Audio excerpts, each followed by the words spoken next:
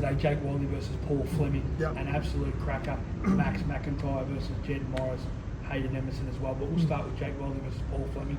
Shocked a lot of the Australian boxing fans. Where did that fight come from, and how did you get that done? Shocked me, I'll be honest. Like it sort of fell in my lap. I had an email. From Paul's manager. He's asking if he could put this fight on the cards, and I just thought, mate, is this guy serious? Like, so I messaged Steve Deller and I said, mate, this is been on my email for a couple of days. Do you know anything about it? And he goes, mate, we'll take that fight. So it was a gutsy decision, I'll be honest. Even though he's been out of the ring for 2 years, Showtime,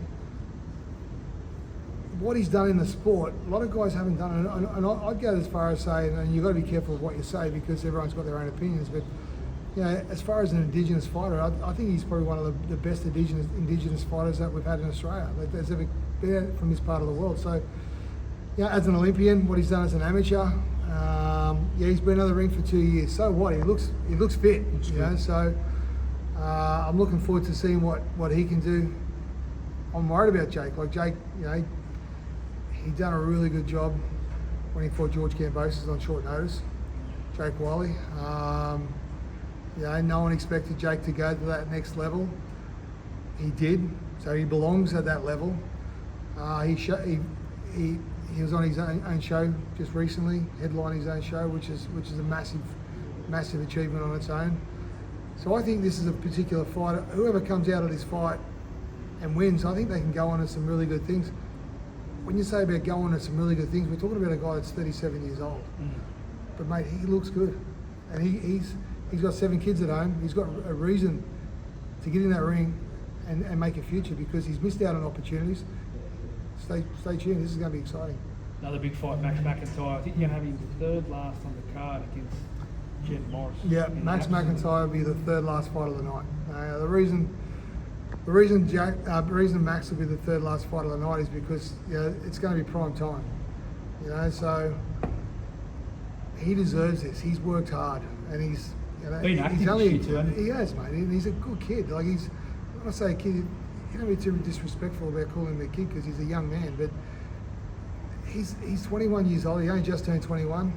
He's exciting to watch. Do I bring him a TMT hat on the night? He calls himself the Money Man. So I'm thinking I'm going to be a hat that I was given from Floyd. I'm going to give it to him to wear. Would he wear it, do you reckon? Oh, he'd do anything. The Money Team? Oh, mate, he'll do anything. Is he the Money Man or the Money Team? He wants to be the money man. He keeps fighting the way he does, Mick, the way he does that. The money does come with that. That's what we want to see in the sport. This guy puts him away. We know you don't only have to be a good fighter in this country, you've got to have a profile. And his profile's starting to build really fast. I'm excited I'm appreciative of the fact that he's put his trust in Tasman fighters. And I've got big hopes for him. I've got him earmarked to being one of our next major fighters on the roster. We've got some really good fighters. If you have a look at this particular card, and we talk about how good can these cards be, we have got 6 ranked fighters fighting on one card. 6 ranked in an Australian card. Like, that's massive. Is this the best card in Australian history? I challenge anyone to identify a card on Australian soil in recent times, especially that even goes close to this card. So. And the fact that these guys are fighting on this card and fighting for us, for Tasman fighters, I appreciate the fact that these guys are giving us the opportunity to put them on. Getting back to Max, he spoke about, when Jackson said, he might go on and, box him later in the rounds. I saw something in Max's eye that if he sees an opening early, he might put this guy out early, make a big statement. What are your thoughts? Yeah, personally, I think Max has probably started a little slow his last couple of fights. But when he gets going after round 3, when he sort of zones in and works them out, he goes for it. And he's got a massive punch. We know he can load up. What he's done is he's got 7 knockouts from 8 fights.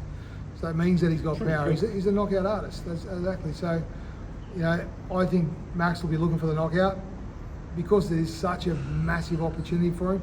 Being the third last, I said to him just then, I said, mate, you are actually the co-main to a double header. Yeah, really. That is massive. Yeah. I'm probably one of the biggest card in Australian history. One of the biggest cards over the next few years. I don't think we can even match this card. So I would love to see Max come out and make a statement, which I think he possibly can. Jed Morris, he's had 7 knockouts himself. Yeah, I was going to ask a bit about Jed. Well, he's had 7 knockouts himself, so he's no slouch either, and he's a ex-bull rider. He's a country boy.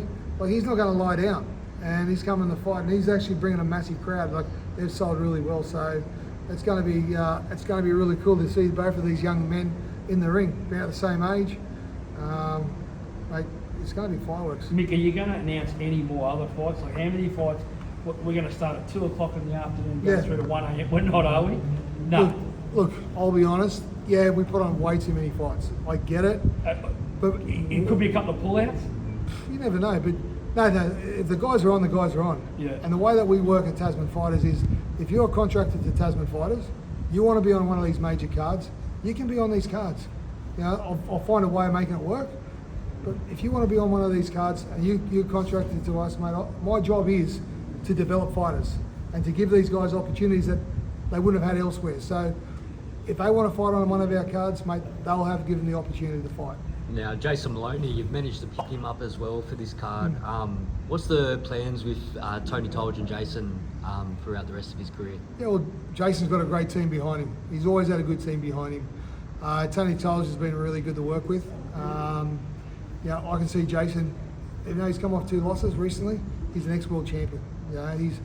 He's such a professional. He's 34 years old. So what? He's another guy. He's in the gym all the time. He lives clean. He's fit.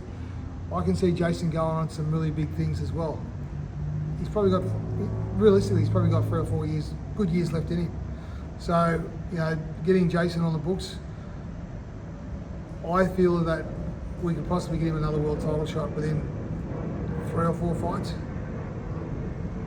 How good would that be? Like, how many fighters does Tasman Fighters steer into world title fight shots? Well, you'd have Justice Suni, Jai, it would then be Wallace. Jason, Connor Wallace. Yep. Let's speak on the news on Connor. Is there anything coming with him? Any fight news soon? So what the issue is with Connor Wallace, he was ordered to fight July, I think it was. He was ordered to fight Michael Eifert, the number 1, against number 2 is Connor Wallace. Michael Eifert's from Germany, for the IBF interim light heavyweight title. Now, the interim title has only just been introduced from their last IBF meetings. It's not a fight that, like, you've got to understand, Michael Eifert's been there for over 2.5 years in the number 1 spot. He's been wanting a shot at the number 1, at the regular title. I understand the heartache, and I understand that team wants the shot to fight for the regular title. Now, Dimitri Bivol, he's out, he's injured. He's not going to fight until, he's put it on his own social media, he's not going to fight until early next year. Well, even with the 3-month, the waiver of the IBF will give you a 3-month extension for injury, it's going to outlive that 3 months. So these guys want to sit around, they want to go to that 3-month period, and then hopefully they get the shot against Bivol. Now, Bivol won't take that fight.